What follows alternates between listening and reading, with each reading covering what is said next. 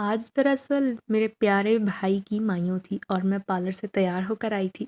आईने में खुद को निहारती मैं तो नज़रों ही नज़रों में अपनी बलाएं ले रही थी। मैंने सब्ज रंग की कांच की चूड़ियां भर भर कर कलाइयों में पहनी थी। चूड़ियों से इश्क मोहब्बत तो मुझे बचपन से ही था। आज मैं खूब जी जान से तैयार हुई। माथे पर बिंदिया, छोटी सी नाक की बाली, कानों में बड़े बड़े बुंदे और हाथों में भर कर चूड़ियां पहने आईने के सामने खड़ी हर जाविये से खुद को तक रही थी। फिर हरे रंग का खूबसूरत लहंगा पहनकर यूं ही बाहर निकली तो तमाम खवातीन मुझे देखकर माशाल्लाह बोली। मैंने शर्मा कर नज़र झुका ली थी। वो सब मेरी तारीफ कर रही थी कि भाई आज तो ज़ेबा ने महफिल लूटी है। माइयों का इंतज़ाम सेहन में किया गया था। हमारे सेहन में बरगद का खासा पुराना पेड़ था जिसके नीचे सारा सिस्टम लगाया गया था। ये दरख्त घर के पिछले सहन में था। वैसे तो हम इस हिस्से की तरफ ज़्यादा आते जाते ना थे क्योंकि शुरू से ये हिस्सा खासा अलग थलग बना हुआ था। इसीलिए एक घर के फालतू हिस्से की तरह इसे हमने खाली छोड़ रखा था। मगर आज पहली बार घर में पहली शादी थी, वो भी बड़े भाई की, और मैं ठहरी अपने 3 भाइयों की इकलौती बहन। इसीलिए घर को हर तरह से सजाया गया था। चारों तरफ बर्फ की कमकमें और रोशनियों ने जलवे बखेर रखे थे। यूं ही तैयार होकर मैं स्टेज पर रखी कुर्सी पर आकर बैठी, मेरे जिस्म में कपकपी दौड़ गई। मुझे एकदम अचानक शदीद सर्दी का एहसास हुआ। मैंने देखा दरख्त के पत्ते हल्की हवा से हिल रहे थे। ना जाने अब कितना पुराना पेड़ था। दादी ने तो कई बार अब्बा को कहा था इसे कटवा दे, मगर वो ना माने और कहने लगे, अरे अम्मा जी, हमें क्या तकलीफ देता है ये बेचारा पेड़, अच्छा है ना। अब्बा की याद में ये अब तक कायमो दायम खड़ा है। दरअसल ये पेड़ दादा हजूर ने अपने हाथों से लगाया था और आज इसकी जड़ें ना जाने ज़मीन के कितने हिस्सों तक फैली हुई थी। और आज भाई की शादी में ये दरख्त बहुत काम आया था। लड़कियों के लिए रखी गई ढोलकी। जूं ही मैं नीचे दरी पर बैठी सब लड़कियां बोली, ज़ेबा नाच कर दिखाओ, आज तुम्हारे भाई की शादी है। मैं हंसकर कहने लगी, मुझे नाचना नहीं आता। मैं उनके दरमियान बैठ गई और तालियां बजाने लगी। चूड़ियों की छन छन एक अनोखा साज बखेर रही थी। अपनी खूबसूरती का एहसास मुझे शिद्दत से हुआ, मगर अचानक मेरे पेट में बुरी तरह दर्द उठा। मैं हैरान हुई, ये दर्द क्यों हुआ? अभी तो मैं ठीक ठाक थी। मेरे बालों की लंबी चोटी जिस पर मैंने बेल लगा रखी थी, इधर उधर नागिन की तरह बल खाए जा रही थी। मगर तकलीफ थी कि बढ़ने लगी। मेरे चेहरे की रंगत बदलने लगी। मैंने सोचा इससे पहले मायूं का मज़ा ख़राब हो जाए, उठकर दवाई खा लेती हूँ। यही सोचकर मैं अंदर की तरफ जाने लगी थी। तब मैंने देखा अम्मी दादी दोनों छोटे भाई तकरीब में बैठे थे जो घर के पिछले हिस्से में थी, और घर के अगले हिस्से में मेरा कमरा था। मुझे वहीं जाना था। मगर मैं हैरान रह गई। अम्मा ने तो सारी बत्तियां बंद कर दी थी। इतना अंधेरा देखकर मुझे अजीब सा खौफ महसूस हुआ। मगर फिर मैंने सर झटक दिया कि अपने घर में कैसा डर, बस गोली खाकर अभी आ जाऊंगी। यूं ही जाने लगी। अम्मा ने मुझे आवाज़ दी, कहाँ जा रही हो? मैंने कहा, अम्मा बस अभी आती हूँ। मैं तेज़ी से उस तरफ आ गई। यूं ही अकेली अपने कमरे में आई, अचानक किसी के कदमों की आवाज़ पर हैरान रह गई। शायद कोई मेरे पीछे आया था। पलट कर देखा तो मैं किसी अनदेखे वजूद से टकरा गई। अंधेरा था मगर फिर भी अंधेरे में किसी की भयानक आंखें चमकी, जिसे देखकर मैं बेहोश हो गई। ना जाने मुझ पर किसकी दहशत तारी हो गई थी। मैं अपने हवास खो बैठी थी। थोड़ी देर बाद मुझे होश आया। अम्मा मेरे सरहाने बैठी थी, मगर मेरी आंखों की रंगत लाल हुई जा रही थी। अम्मा मुझसे पूछ रही थी कि मैं यहाँ कैसे बेहोश हो गई। वो बड़ी परेशान लग रही थी, मगर मेरी ज़बान से एक भी लफ्ज़ अदा ना हुआ। मैं बिल्कुल चुप थी, जैसे अम्मी की आवाज़ कानों में ना आई हो। फिर मैं एक झटके से उठकर खड़ी हुई और अम्मा को जवाब दिए बिना वापस तकरीब में चली आई। सारी लड़कियाँ ढोलक बजा रही थीं, मगर मैंने खुद को एक बार फिर से आईने में देखा। मुझे कुछ अजीब सा लग रहा था। मेरी आंखों की रंगत बदल गई थी। चेहरे के तासुरात बिल्कुल मुख्तलिफ थे। फिर मैं लड़कियों के दरमियान जाकर बैठी। मैंने उस ढोलक बजाने वाली लड़की से ढोलक तेज़ी से लेकर खींचा। वो मेरी इस हरकत पर हैरान थी। मैंने उसे लाल अंगार आंखों से देखा और ख़ुद तेज़ तेज़ ढोल पीटने लगी, इतनी तेज़ कि वहाँ सारे आए मेहमान मुझे देखने लगे। अम्मा शर्मिंदा सी थी, मगर मैं पागलों की तरह ढोलक बजाती जा रही थी। औरतें बातें बनाने लगी कि ज़ेबा को अचानक क्या हो गया, देखो तो सही कैसी अजीब हरकत कर रही है। मगर मुझे मुझे کسی کی پرواہ کہاں تھی، یہاں تک کہ میرے ہاتھ ڈھولک بجاتے بجاتے لال ہو گئے، خون رسنے لگا۔ امی نے ڈھولکی کھینچ کر مجھ سے دور کی۔ یہ کیا کر رہی ہو تم؟ وہ غصے میں چیخیں تو میں نے بھی چیخ کر کہا، کیا کر رہی ہوں اماں؟ ڈھولک بجا رہی ہوں، میرے بھائی کی شادی ہے، چلو میں ڈانس کرتی ہوں۔ ساری لڑکیوں کو پیچھے ہٹاتے ہوئے میں پاگلوں کی طرح گھومنے لگی اور اتنا تیز گھومی کہ چکرا کر زمین پر جا گری۔ سب پر سکتہ طاری تھا۔ میرے دونوں بھائی، دلہا بنا ہوا میرا بڑا بھائی اور امی دادی سب میرے ارد گرد جمع ہو گئے تھے، جبکہ لڑکیاں مجھے دیکھ کر چیختی ہوئی یہاں سے بھاگی۔ اچانک رونق محفل میں رنگ میں بھنگ پڑ گیا تھا اور مجھے کچھ ہوش نہ تھا۔ تبھی دادی کی نظر درخت پر پڑی۔ وہ بڑبڑاتے ہوئے ابا سے بولی، تجھے کتنی بار سمجھایا تھا بیٹا، اس پیڑ کو کٹوا دے، مگر تو نے میری بات نہ مانی اور یہاں تو نے مائیوں کی تقریب رکھ لی۔ جوان بچی کو کیا ہو گیا ہے؟ کچھ ہوش بھی ہے تجھے؟ سارے مہمانوں کے سامنے آج جو ہوا ہے کتنی بدنامی ہو گئی ہے۔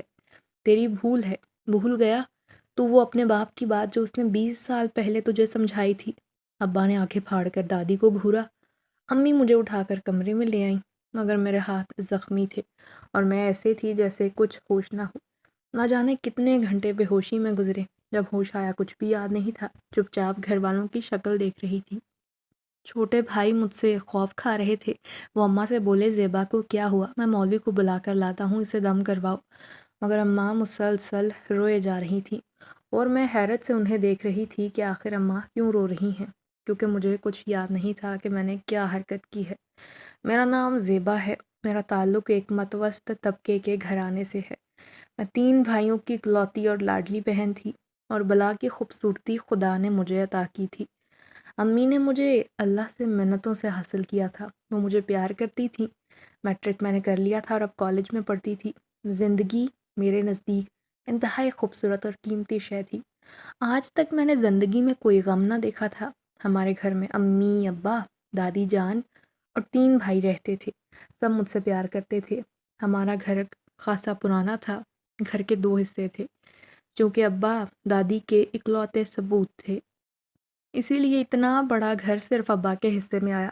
کہ ہمارے گھر کا حصہ 2 حصے میں تھا، ایک ایسا جس میں نہ ہی کوئی کمرہ تھا اور نہ کوئی آتا جاتا۔ وہاں پر صرف ایک پرانا پیڑ تھا جو دادا کے ہاتھ کا لگایا گیا تھا، اور وہیں ایک پرانا سا غسل خانہ بنا ہوا تھا۔ اس اجاڑ اور ویران حصے کی وجہ سے کوئی بھی آنا جانا پسند نہیں کرتا تھا۔ رات میں تو دور کی بات ہے، دن میں بھی یہاں کوئی آتا جاتا نہیں تھا۔ مجھے تو ویسے ہی امی سختی سے یہاں سے آنے سے منع کرتی تھی۔ پھر آہستہ آہستہ وقت گزر گیا۔ بڑا بھائی شادی کی عمر کو پہنچ گیا۔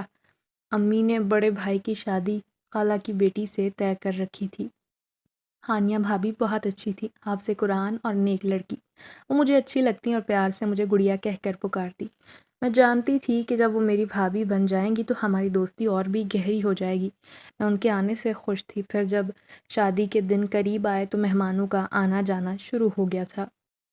ابا نے گھر کے پچھلے حصے کو صاف ستھرا کروا دیا، گو کہ درخت کو کسی نے ہاتھ نہ لگایا۔ مگر اب وہ درخت بوڑھا نظر آتا تھا، اتنا بوڑھا کہ مجھے تو کبھی کبھی اس سے وحشت محسوس ہوتی۔ میں اس کی طرف دیکھتی بھی نہ تھی۔ پھر یہیں ابا نے زیادہ مہمان ہونے کی وجہ سے مائیوں کی تقریب لگوا دی تھی۔ ابا کا ارادہ تھا کہ ولیمہ بھی یہیں ہو جائے گا، کیونکہ اچھی خاصی کشادہ جگہ تھی۔ مگر مجھے نہ جانے کیا ہوا تھا اور میرے ساتھ کچھ ایسا ہو جائے گا، یہ تو کسی کے وہم و گمان میں بھی نہ تھا۔ بس میں بار بار یہی سوچ رہی تھی کہ وہ چمکنے والی اندھیرے میں 2 آنکھیں آخر تھیں کس کی، جن کی وجہ سے میں بے ہوش ہوئی تھی، اور جو کچھ میں نے مائیوں کی رات کو کیا اس کے بعد میں لوگوں کا سامنا کیسے کروں گی۔ پھر پوری رات یوں ہی کٹی۔ اگلے دن میں ٹھیک ٹھاک تھی، بارات میں جانے کے لیے پرجوش تھی۔ اماں مجھ پر بار بار کچھ پڑھ کر دم کرتی۔ میں نے کالے رنگ کی میکسی پہنی تھی اور لمبے لمبے بال کھول لیے تھے۔ میں گنگنا رہی تھی۔ تبھی اچانک مجھے اپنی گنگناہٹ میں کسی اور کی آواز شامل ہوتی محسوس ہوئی۔ پھر میں نے گنگنانا شروع کیا۔ ساتھ ہی مردانہ بھاری آواز سنائی دینے لگی۔ میں دہشت سے کانپنے لگی، گھبرا کر کمرے سے باہر نکل آئی۔ میری جولری کمرے میں رکھی تھی اور جوتا، میک اپ، میں نے کپڑے بھی پہن لیے تھے، مگر تیاری ابھی کہیں نہ کہیں ادھوری تھی۔ میں گمسم صحن میں کھڑی تھی، حالانکہ گھر میں ہلچل تھی۔ شادی میں آئے مہمان زور و شور سے تیاریاں کر رہے تھے۔ میں گمسم کھڑی تھی جب میرے قریب سے گزرنے والی میری کزن فرا نے کہا، جلدی سے تیار ہو جاؤ زیبا، بارات جانے والی ہے، کیا بھائی کی بارات میں شرکت نہیں کرو گی؟ اب میں خاموش تھی، اسے کیسے بتاتی کہ مجھے اپنے ہی گھر میں اپنے کمرے سے خوف آ رہا ہے اور میرا آدھا سامان وہاں موجود ہے۔ اگر میں کسی سے کہتی تو یقیناً وہ مجھ پر شک کرتے، اور اماں کو اگر بتاتی تو وہ پریشان ہو جاتی۔ میں نے دیکھا کوئی بھی میری طرف متوجہ نہ تھا۔ میں ڈرتے ڈرتے اندر گئی۔ کمرے میں خاموشی تھی، حالانکہ جب میں ہاتھوں میں چوڑیاں پہننے لگی ان کی آواز بھی میرے کانوں کو چبھنے لگی تھی۔ جلدی جلدی میں نے جولری پہنی اور دوپٹہ اٹھا کر باہر نکل آئی۔ میں بھائی کی گاڑی میں بیٹھی تھی، ساتھ ہی امی اور دادی بھی تھی۔ بڑا بھائی ہنسی مذاق کر رہا تھا مگر میں خاموش تھی۔ وہ نہ جانے مجھے کیا کیا بول رہا تھا۔ میری آنکھیں غصے سے لال ہو گئیں۔ ایک دم سے میں چلا کر بولی، بھائی خاموش ہو جاؤ۔ میری بدتمیزی دیکھ کر وہ حیران رہ گئے۔ جبکہ اماں اور دادی نے مجھے ڈانٹا تو میں نے لال انگارہ آنکھوں سے انہیں گھورا، وہ بھی ڈر گئیں اور پھر آیت الکرسی پڑھ کر مجھ پر پھونکنے لگی۔ میں ان کے کندھے سے سر ٹکا کر بیٹھ گئی۔ اچانک میرے پیٹ میں شدید درد اٹھنے لگا۔ یہ درد کیسا ہے؟ میں چلائی، امی مجھے درد ہو رہا ہے، گاڑی رکائیں، مجھے ہسپتال جانا ہے۔ بھائی بھی پریشان ہو گیا۔ ان کے ساتھ بیٹھا آدمی بھی مجھے تعجب سے دیکھنے لگا تھا، مگر مجھے اب کسی کی پرواہ نہ تھی۔ میں اپنا پیٹ پکڑے تکلیف سے کراہنے لگی۔ آنکھوں میں آنسو تھے، سارا میک اپ تہس نہس ہو گیا تھا۔ میں تکلیف کے مارے ضد میں آ کر اپنی چوڑیاں توڑنے لگی۔ امی سے ضد کرتے ہوئے کہا مجھے ہسپتال لے کر چلیں، اور پھر دادی، امی اور بھائی مجھے آخر کار کلینک لے گئے۔ حالانکہ بھائی کی شادی تھی مگر انہیں آج بھی زیادہ فکر میری تھی۔ ڈاکٹر نے پیٹ درد کی دوائی دی تو میں دوبارہ گاڑی میں بیٹھ گئی۔ میں تکلیف سے نڈھال ہو گئی تھی۔ میری آنکھیں لال سرخ ہو رہی تھیں۔ امی پریشانی سے روئے جا رہی تھی کہ نہ جانے میری جوان بچی کو کیا ہو گیا ہے۔ پھر بارات میں بھی میں خاموش بیٹھی رہی۔ میں نے نہ جانے کیا کیا سوچ رکھا تھا کہ میں بھائی کی بارات میں ناچوں گی، گاؤں گی، خوب مزے کروں گی، مگر میرے سارے ارادوں پر پانی پھر گیا۔ اتنی بڑی اور مزیدار تقریب میں میں بالکل الگ تھلگ ایک کرسی پر بیٹھی رہی۔ عورتیں حیران تھی کہ دیکھو تو کیسی بہن ہے، بھائی کی شادی ہے اور منہ لٹکائے بیٹھی ہے۔ امی نے بات بناتے ہوئے کہا، دراصل اس کی طبیعت ٹھیک نہیں، اس کے پیٹ میں درد ہو گیا تھا۔ تو ایک عورت نے کہا، خیر تو ہے، جوان لڑکی ہے، کیا ہوا؟ اس کی آنکھوں میں شک تھا۔ امی کو بڑا غصہ آیا اور پھر بھابھی کی رخصتی کا وقت ہو گیا۔ میں نے انہیں بھی نہ دیکھا تھا کہ وہ کیسی لگ رہی ہیں۔ رخصتی ہوتے ہوتے رات ہو گئی تھی۔ رات کے 11 بج رہے تھے جب ان کی رخصتی کا وقت ہوا۔ اب میں واپس گاڑی میں بیٹھ گئی تھی۔ دلہن میرے برابر میں ہی بیٹھی تھی مگر میں ان کی طرف دیکھ بھی نہ رہی تھی۔ وہ بھی کچھ حیران تھی میرے رویے پر۔ میں جیسے سب کچھ بھلا کر خود کو بھی فراموش کر چکی تھی۔ تبھی گاڑی ایک ویران رستے سے گزرنے لگی۔ اچانک مجھے باہر کوئی کھڑا نظر آیا۔ کسی نے گاڑی کی طرف اشارہ کر کے اسے روکنے کی کوشش کی اور میں چلانے لگی، ارے بھائی گاڑی روکو، وہاں سڑک پر کوئی کھڑا ہے۔ بھائی نے پیچھے مڑ کر دیکھا اور کہا، یوں گاڑی نہیں روکتے بہنا، راستے میں نہ جانے کون اجنبی ہے، کہیں کوئی چور اچکا نہ ہو۔ میں ضد کرنے لگی، گاڑی روکو ورنہ میں گاڑی سے اتر جاؤں گی۔ بھابھی اور اماں میری اس حرکت پر پریشان تھے۔ اچانک ہانیہ بھابھی نے میرا ہاتھ پکڑ لیا مگر میں نے لال انگارہ آنکھوں سے انہیں بھی گھورا۔ وہ مجھے دیکھ کر حیران رہ گئی مگر انہوں نے آیت الکرسی پڑھ کر مجھ پر پھونکی۔ میں پرسکون ہو کر بیٹھ گئی تھی۔ میرے منہ سے ایک لفظ نہ نکلا تھا، یہاں تک کہ گھر آ گیا۔ امی مجھے پکارنے لگیں کہ زیبا بیٹی، کیا بھابھی کا استقبال نہیں کرو گی؟ لیکن میں نے ان کی کوئی بات نہ سنی، خاموشی سے کمرے میں چلی گئی اور بستر پر الٹی لیٹ کر گہری نیند میں آ گئی تھی۔ اگلی صبح میری آنکھ کھلی، آج ولیمے کا دن تھا۔ آج پھر ابا نے پچھلے صحن میں ساری تقریب کا سامان سجوا دیا تھا۔ رات کا ولیمہ تھا، روشنیوں سے گھر چمچما رہا تھا۔ مگر دادی نے مجھے سختی سے تاکید کی تھی کہ میں ان کے ساتھ بیٹھوں گی اور الگ نہیں رہوں گی۔ آج میں نے سفید رنگ کا فراک پہنا تھا۔ میں بالکل کسی پری جیسی لگ رہی تھی۔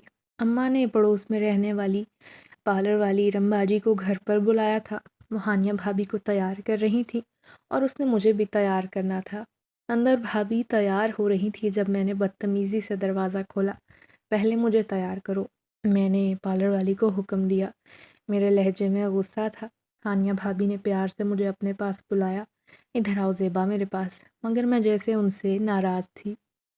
لیکن پھر وہ پارلر والی ارم میری بھابھی کے کان میں سرگوشی کرتے ہوئے بولی، یہ تو نہ جانے کیا تماشے کر رہی ہے، مائیوں والے دن سے عجیب و غریب حرکتیں کر رہی ہے۔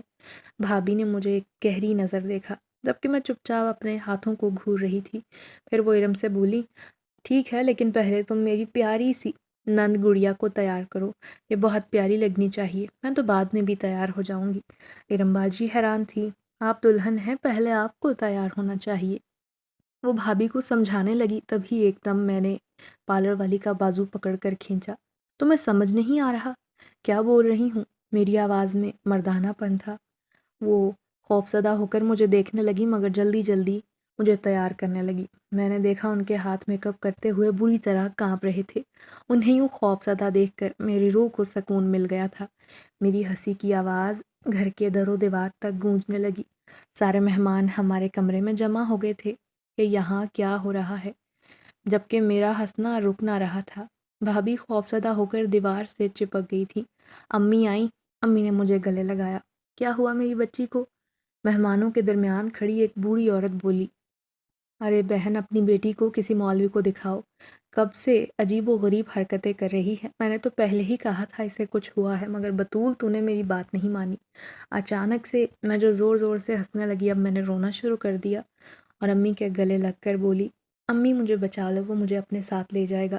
امی دہشت زدہ تھیں۔ تبھی ہانیہ بھابھی نے اماں کا ہاتھ پکڑا اور کہنے لگی، پریشان نہ ہوں خالہ آپ، میں اسے سنبھالتی ہوں، آپ لوگ باہر چلے جائیں۔ سب باہر آ گئے تھے، صرف امی اور میں ہی کمرے میں تھے، اور ہانیہ بھابھی جو مجھ پر دم کر رہی تھی، انہوں نے میرے سر پر ہاتھ رکھا جبکہ میری آنکھوں سے آنسو یوں بہہ رہے تھے جیسے کسی نے نلکا چلا دیا ہو۔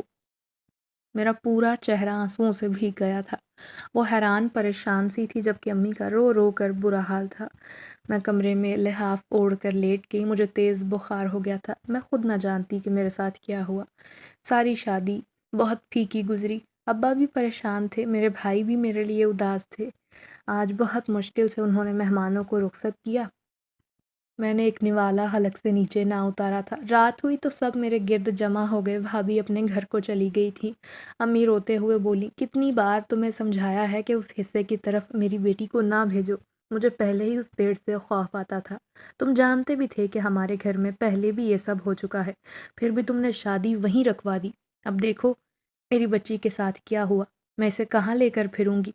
اب وہ امی کو سمجھاتے ہوئے بولے، ایسا کچھ نہیں، بس بچی کو بخار ہے، لگ رہا ہے ذہنی دباؤ ہے، کالج کی پڑھائی بھی تو اتنی کرتی ہے۔ اب باقی تو سمجھ میں نہیں آ رہا تھا کہ مجھے کیا ہوا ہے، مگر دادی نے کہا، دیکھ احمد پتر، میں نے تجھے پہلے بھی کہا تھا کہ اس پیڑ کو کٹوا دے، یہی بہتر ہوگا، کیونکہ تو نہیں جانتا اس پیڑ کے پیچھے ایک کہانی ہے۔ مجھے تو شک ہے کہ وہ بھی یہیں رہتا ہے، بلکہ اس کی نسلیں یہیں رہتی تھیں، تو وہ اس طرف کا پیچھا کیسے چھوڑ سکتے ہیں؟ امی یہ سن کر حیران تھی تو خوفزدہ ہو کر بولی، اماں یہ تم کیا کہہ رہی ہو؟ بچوں کے سامنے ایسی باتیں نہ کرنا۔ ارے کیوں نہ کروں؟ میں احمد اچھی طرح جانتے ہیں، 20 سال پرانی اس بات کو میں تو بھول نہیں سکتی، اور نہ ہی میرا حافظہ اتنا کمزور ہے۔ ابا چپ چاپ سن رہے تھے۔ دادی نے کہا، تم ہی بتاؤ انہیں میں جس بات کا ذکر کر رہی ہوں۔ مگر ابو جلدی سے اٹھ کھڑے ہوئے۔ ایسا کچھ نہیں اماں، آپ کو خواہ مخواہ وہم ہو رہا ہے۔ یہ زیبا بالکل ٹھیک ہے، میں آج ہی مولوی صاحب کے پاس لے کر جا کر دم کرواؤں گا، اور ڈاکٹر کے پاس بھی لے کر جاؤں گا۔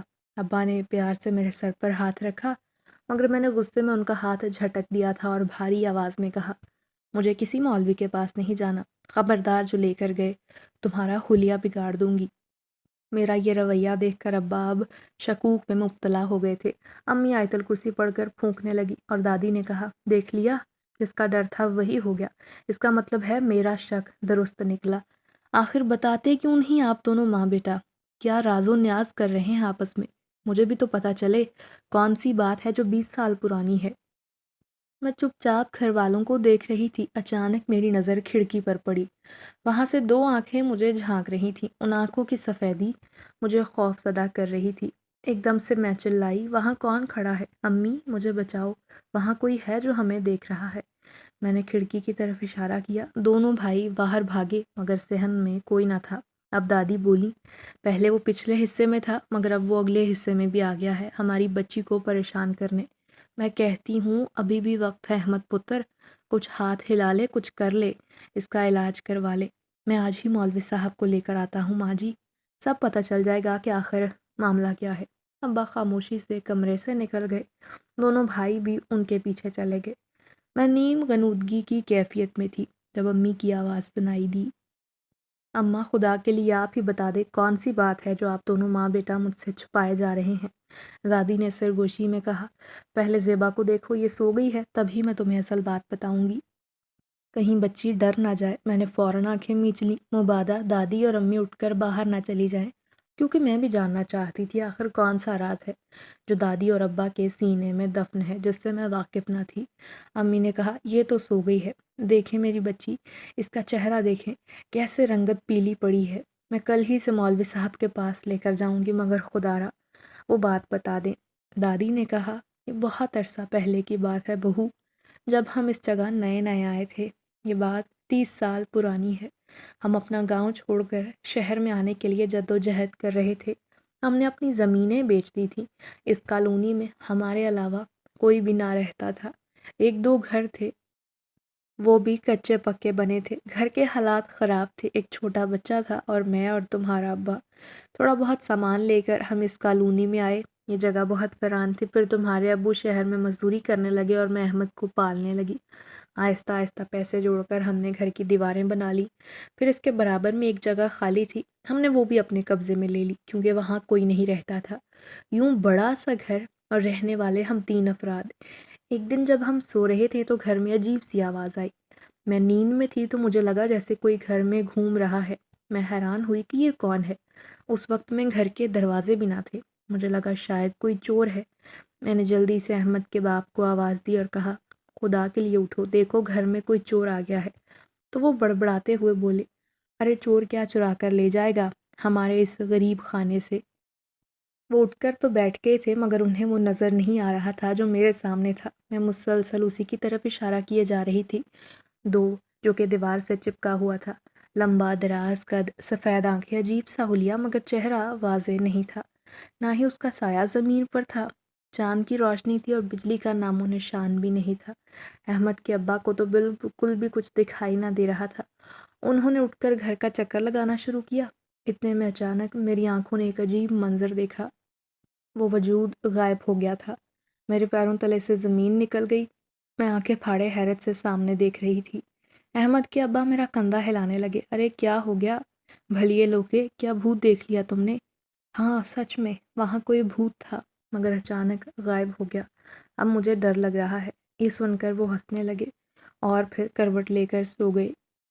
لیکن اگلی رات جب پھر سے یہی واقعہ پیش آیا تو میرے صحیح معنوں میں ہوش اڑ گئے تھے۔ پھر اس دن وہ پراسرار سی آوازیں احمد کے باپ نے بھی اپنے کانوں سے سنی تو وہ پریشان ہو گئے کہ آخر کیا ماجرا ہے۔ پھر ایک دن وہ مولوی صاحب کو لے کر آئے۔ مولوی صاحب نے پسند نہیں، پتہ نہیں احمد کی ابا سے کیا کہا تھا کہ اس دن کے بعد سے وہ آوازیں آنا بند ہو گئیں۔ شاید انہوں نے کوئی حصار لگایا تھا۔ میں بھی مطمئن ہو گئی تھی، مگر ایک روز وہ ایک پودا لے کر آئے، اس جگہ لگایا۔ دیکھتے ہی دیکھتے وہ پودا تیزی سے پھلنے پھولنے لگا، اتنا کہ چند مہینوں میں وہ ایک بھرپور پیڑ کی شکل اختیار کر گیا۔ اسے دیکھ کر احمد کے ابا خوش تھے، مگر اچانک انہوں نے درخت کے آگے دیوار بنا دی۔ آج کے بعد تم اور احمد اس طرف نہیں آؤ گے۔ مگر وجہ کیا ہے؟ وجہ بھی تو پتہ چلے نا۔ بیگم، اگر میں نے تمہیں وجہ بتا دی تو تم ڈر جاؤ گی۔ نہیں، میں نہیں ڈروں گی، آپ مجھے وجہ بتائیں۔ جب تک نہیں بتائیں گے میرے دل کو سکون نہیں ملے گا۔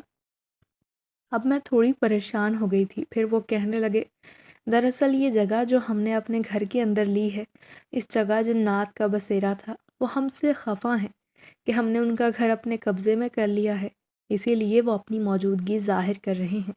یہ سنتے ہی میرا دل زور سے دھک دھک کرنے لگا۔ میں نے اپنے چھوٹے سے بیٹے کو گلے سے لگا لیا۔ ارے پریشان نہ ہو بیگم، وہ نیک جنات ہیں، کسی کو تکلیف نہیں دیتے، بس اپنا وجود ظاہر کرنا چاہتے تھے، اسی لیے تمہیں نظر آئے۔ مگر اب میں نے یہ درخت لگا دیا ہے، ایک برگد کا پیڑ ہے جو انہیں بہت پسند ہے، اسی لیے وہ خوش ہو جائیں گے، مگر میں تمہیں تاکید کرتا ہوں کہ اس طرف نہ آنا۔ پھر کہنے والے کہتے ہیں، جب کالونی آباد ہو جاتی ہے، شہر آباد ہوتے ہیں، تو یہ مخلوق خود ہی وہاں سے چلی جاتی ہے، اسی لیے اب ہمیں ذرا بھی ڈرنے کی ضرورت نہیں۔ مگر میں ان کو دیکھ کر حیران ہوتی تھی، لیکن کہیں نہ کہیں میں احتیاط برتنے لگی۔ میں نے اس طرف جانا چھوڑ دیا۔ وہ برگد کا پیڑ دن بدن پھلنے پھولنے لگا، اور خوبصورتی سے پورے صحن میں پھیل گیا تھا۔ آہستہ آہستہ احمد جوان ہوا تو میرا ڈر ختم ہو گیا۔ اب مجھے عادت ہو گئی تھی، میں نے یہ راز اپنے سینے میں دفن کر لیا تھا۔ پھر آہستہ آہستہ کالونی میں مکان بننے لگے اور آبادی آ گئی، اس بات کو میں بھول گئی، مگر وہ درخت آج بھی وہیں موجود تھا۔ پھر میں نے احمد کی شادی کی، تم دلہن بن کر اس گھر میں آئی، مگر میں نے تمہیں اس بارے میں کچھ نہیں بتایا۔ ایک دن میں نے احمد کے ابا سے اس بات کا ذکر کیا کہ ابھی بھی وہ یہاں رہتے ہوں گے یا نہیں۔ میری بات سن کر وہ ہنس کر بولے، آج تک تمہیں کچھ ایسا ویسا محسوس ہوا ہے جو تم مجھ سے یہ سوال کر رہی ہو؟ میں نے نفی میں سر ہلایا تو وہ بولے، مجھے لگتا ہے وہ یہ سب جگہ چھوڑ کر جا چکے ہیں، اسی لیے ہمیں فکر کرنے کی ضرورت نہیں۔ اور پھر جب تم حاملہ ہوئی، خیر خیریت سے تم نے ایک بچے کو جنم دیا تو مجھے بہت خوشی ہوئی۔ آہستہ آہستہ میں نے اس بات کو فراموش کر دیا تھا، مگر احمد سب کچھ جانتا تھا۔ ایک دن میں نے اسے چپکے سے کہا کہ تم یہ درخت کٹوا دو، اور وہ اپنے ساتھ ایک آدمی کو لے کر آیا بھی تھا، مگر جوں ہی وہ آدمی درخت کو کاٹنے لگا، اچانک اس کے اندر سے عجیب سی آوازیں آئیں۔ وہ آدمی خوفزدہ ہو کر بولا، میں یہ درخت نہیں کاٹ سکتا، آپ کسی اور سے یہ کام کروا لیں۔ پھر جب احمد نے مجھے یہ بات بتائی تو میں نے کہا، بس کچھ بھی ہو تم یہ پیڑ کٹوا دو، میری نئی نسل جوان ہو گئی اور میں نہیں چاہتی کہ ان کے سامنے کوئی بھی بات آئے، مگر لاکھ کوششوں کے باوجود یہ درخت کٹ نہیں سکا، اور میں نہیں جانتی تھی وجہ کیا ہے۔ اور آج جب گھر میں شادی کی تقریب تھی تو میرے ہوش اڑ گئے، میری بچی، میری شہزادی زیبا کے ساتھ یہ کیا ہو گیا؟ مجھے لگتا ہے کہیں نہ کہیں اس بات کا تعلق زیبا سے ہی ہے، یا پھر اس بات سے جو برسوں پرانی ہے، کہیں وہ خاندان لوٹ تو نہیں آیا؟ بس یہی بات مجھے کھٹک رہی ہے، کیونکہ اس طرف تو سب نے آنا جانا چھوڑ دیا تھا۔ اماں دادی کی باتیں سن کر دہل گئی تھی، اور میں جو آنکھیں بند کیے لیٹی تھی، اچانک میرے ذہن میں اس رات کی بات یاد آ گئی جب کوئی کھڑکی سے جھانک رہا تھا اور میں چلا رہی تھی، واقعی کیا کوئی جنات میرے پیچھے پڑ گئے ہیں؟ مسلسل میرے ذہن میں بس ایک ہی بات آ رہی تھی۔ شام کو ابو مولوی صاحب کو اپنے ساتھ لے آئے تھے، وہ باہر صحن میں بیٹھے تھے، اماں مجھے لے کر جانے لگیں تو میں نے چلاتے ہوئے کہا، میں نہیں جاؤں گی۔ مولوی صاحب کے سامنے اچانک میری آواز بدل گئی، میرے منہ سے گراہٹیں نکلنے لگیں۔ اماں میری حالت دیکھ کر پریشان تھیں، میرے یوں چیخنے پر مولوی صاحب حیران تھے، پھر وہ کہنے لگے، بچی کو پریشان نہ کرو، میں اندر آ جاتا ہوں۔ وہ اندر آئے، میں بری طرح بفری ہوئی تھی، میرا اپنے وجود پر کوئی اختیار نہ تھا، میں یہ کرنا نہیں چاہتی تھی مگر خود کو روک بھی نہیں پا رہی تھی۔ مولوی صاحب نے جلدی سے میرے سر پر ہاتھ رکھ دیا تھا۔ امی اور دادی میری حالت دیکھ کر پریشان تھے، جبکہ بھائی بھی، کہ آخر اس گھر میں ہو کیا رہا ہے۔ مولوی صاحب کہنے لگے، مجھے سب سمجھ آ گیا ہے، یہ ایک گہرا مسئلہ ہے۔ وہ ابا سے بولے، احمد صاحب آپ آئیے میرے ساتھ، میں آپ کو سب بتا دوں گا۔ اور وہ ابو امی کو مولوی صاحب کو لے کر چلے گئے، جبکہ اماں اور دادی مجھے سنبھالنے لگے۔ میں وجود میں بہت نکاہت محسوس کر رہی تھی، حالانکہ آج سے پہلے یہ کچھ بھی محسوس نہیں کیا تھا۔ میں مولوی صاحب کی باتوں پر غور کر رہی تھی، کیا واقعی میرے پیچھے جنات لگ گئے ہیں؟ اب میں آنسوؤں سے رونے لگی، میں بالکل ٹھیک نہیں ہوں، مجھے احساس ہو گیا تھا کہ مجھ پر کسی کا اثر ہے۔ امی نے روتے ہوئے دیکھا تو مجھے گلے سے لگا لیا، ارے زیبا پریشان نہ ہو، سب ٹھیک ہو جائے گا، اللہ نے چاہا تو۔ کچھ نہیں ہوتا بیٹا، اماں مجھے تسلیاں دیتی رہیں، حالانکہ وہ بھی پریشان تھیں۔ پھر اگلے دن ابا مولوی صاحب کے پاس گئے، اور مولوی صاحب نے جو بھی انہیں بتایا وہ سب بہت خوفناک تھا۔ میں چھپ کر گھر والوں کی باتیں سن رہی تھی، امی، ابو، دادی، تینوں بھائی اور بھابھی اندر کمرے میں تھے، جبکہ میں دوسرے کمرے میں تھی۔ انہیں لگا میں سو رہی ہوں، مگر میں ان کی باتیں سن رہی تھی۔ مولوی صاحب نے انکشاف کیا تھا کہ احمد صاحب آپ کے گھر میں وہ آج سے نہیں برسوں سے مقیم ہے، اور اس نے اپنا بسیرا درخت پر کر رکھا ہے، وہ جنزادہ ہے۔ میں نہیں جانتا کہ وہ کب یہاں رہائش اختیار کر گیا، مگر وہ زیبا بیٹی پر عاشق ہو گیا ہے، کیونکہ اس نے زیبا کی چوڑیوں کی چھنکار سنی اور پہلی بار اس نے کسی لڑکی کو دیکھا، اسی لیے وہ اس کے پیچھے ہاتھ دھو کر پڑ گیا۔ امی پریشانی سے بولی، تو وہ اس گھر سے جائے گا کیسے؟ اگر ہمیں پہلے پتہ چلتا تو کبھی ہم اس راستے کی طرف نہ جاتے اور نہ وہاں شادی کی تقریب رکھتے۔ مولوی صاحب نے کہا ہے، بیگم پریشان ہونے کی ضرورت نہیں، وہ نقصان نہیں پہنچائے گا، مگر وہ ہمیں اپنی موجودگی ظاہر کرنا چاہتا ہے، اسی لیے بار بار زیبا پر حاوی ہو جاتا ہے۔ میں یہ باتیں سن رہی تھی کہ اچانک کسی نے میرے کندھے پر ہاتھ رکھا۔ میں نے چیخ ماری۔ وہ ہانیہ بھابی تھیں۔ مجھے لگا کہ شاید وہی جن زادہ ہے۔ میں پھوٹ پھوٹ کر رونے لگی۔ ہانیہ بھابی، مجھے بچا لو، مجھے بہت خوف آ رہا ہے۔ ارے گڑیا، پریشان نہیں ہو، ہم ہیں نا تمہارے ساتھ۔ آخر وہ تمہارے پیچھے پڑا ہے، تمہیں دکھائی دیتا ہے، تم پر موجودگی ظاہر کرتا ہے، ہم پر نہیں، اسی لیے ہم تمہارے ساتھ ہیں۔ وہ تمہارا کچھ نہیں بگاڑ پائے گا۔ خالو جان نے مولوی صاحب کو بلایا ہے، وہ آ کر کوئی نہ کوئی حل نکال لیں گے۔ وہ مجھے سمجھانے لگی، مگر میں اتنی خوفزدہ ہو گئی تھی کہ ہر آہٹ پر بلا وجہ چونک جاتی۔ آدھی رات کا وقت تھا جب مجھے نیند میں بھی آہٹیں سنائی دیں۔ اماں جو میرے قریب سو رہی تھیں، مگر میں اکیلی ان آوازوں کو محسوس کر رہی تھی۔ میں ایک دم اٹھ بیٹھی۔ میں نے دیکھا پورا گھر اندھیرے میں ڈوبا ہوا تھا، جبکہ مجھے کھڑکی میں کھڑا کوئی دکھائی دیا۔ سفید آنکھیں چمک رہی تھیں۔ یہ تو وہی تھا جو اس دن مائیوں کی تقریب میں مجھے دکھائی دیا تھا۔ میں چیخنا چاہتی تھی مگر اچانک وہ چلتا ہوا میرے سامنے آیا۔ کون ہو تم؟ پسینے سے شرابور وجود لیے میرے منہ سے صرف یہی الفاظ نکلے تھے۔ وہ شرارت سے ہنس کر بولا، میں وہی ہوں جو تم پر عاشق ہو گیا تھا۔ تمہاری چوڑیوں کی کھنک اور تمہاری مہک نے مجھے تمہارے قریب آنے پر مجبور کیا۔ تم بھی میرے پاس آ جاؤ زیبا، دیکھنا ہم ایک نئی دنیا بسائیں گے مل کر۔ میں تمہیں اپنے ساتھ لے جاؤں گا۔ مگر میں تو کہیں نہیں جانا چاہتی، میں زور سے چیخی۔ تو وہ شرارت سے ہنستے ہوئے بولا، پھر میں تمہیں یوں ہی پریشان کرتا رہوں گا، یا تو میرے ساتھ چلو زیبا، یا پھر زندگی بھر یوں ہی تکلیف میں رہو۔ میں تمہیں لینے آیا ہوں کیونکہ تم نے مجھے اپنا اسیر بنا لیا ہے۔ یقین کرو زیبا، تم بہت خوبصورت ہو۔ وہ بات تو انسانوں کی طرح کرتا تھا، لہجہ بھی انسانی تھا، مگر مجھے ڈرا رہا تھا۔ آ جاؤ، میرا ہاتھ تھامو، چلو میرے ساتھ، میرے دیس میں چلو۔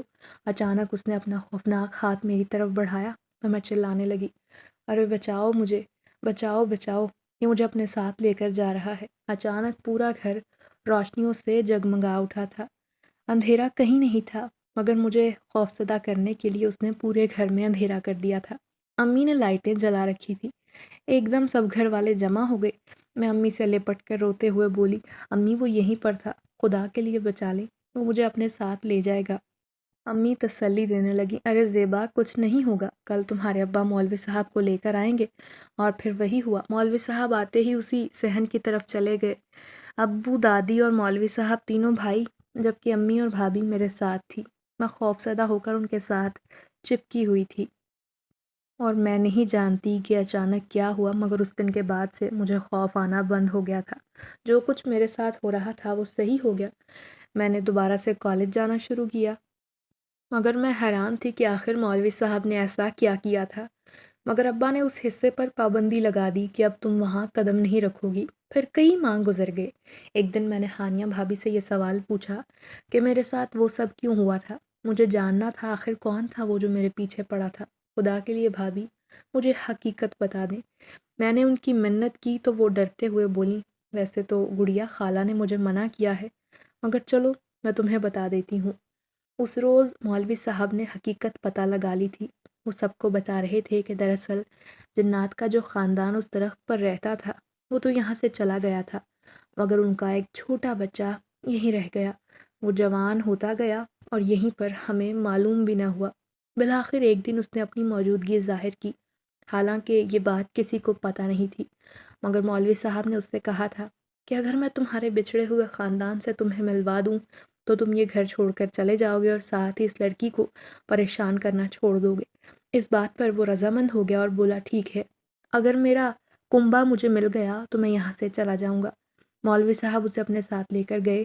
وہ نہ جانے کہاں ہے اپنے خاندان کے پاس یا نہیں، مگر اس دن کے بعد سے وہ لوٹ کر یہاں نہیں آیا۔